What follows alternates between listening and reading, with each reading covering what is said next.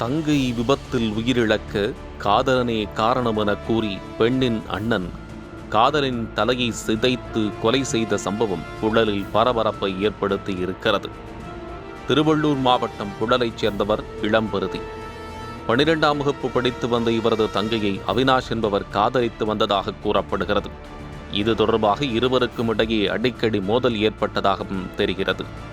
இதனால் தங்கை தனது காதலனை மறக்கும் நோக்கில் சோழவரத்தில் உள்ள தனது உறவினர் வீட்டுக்கு கொண்டு சென்று விட்டுள்ளார் இளம்பருதி. இந்நிலையில் பொதுத் தேர்வை எழுதுவதற்காக உறவினர் வீட்டிலிருந்து மகளை பைக்கில் தந்தை அழைத்துச் சென்றபோது விபத்தில் சிக்கி இளம்பருதியின் தங்கை உயிரிழந்தார். அவரது தந்தையின் 2 கால்களும் துண்டிக்கப்பட்டன. இதனால் விரக்தியிலும் ஆத்திரத்திலும் இருந்த இளம்பருதி சமயம் பார்த்து அவினாஷை பழிவாங்க காத்து கொண்டிருந்தார். இந்நிலையில் நண்பர்களை வைத்து அவினாஷிடம் நைஸாக பேசி புழல் பாலாஜி நகருக்கு வரவழைத்துள்ளார் இளம்பருதி.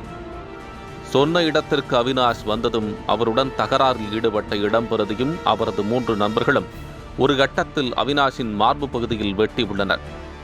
பின்னர் கையை வெட்டியவர்கள் அவினாஷின் தலை முழுவதும் சிதைத்து கொலை செய்துள்ளனர்.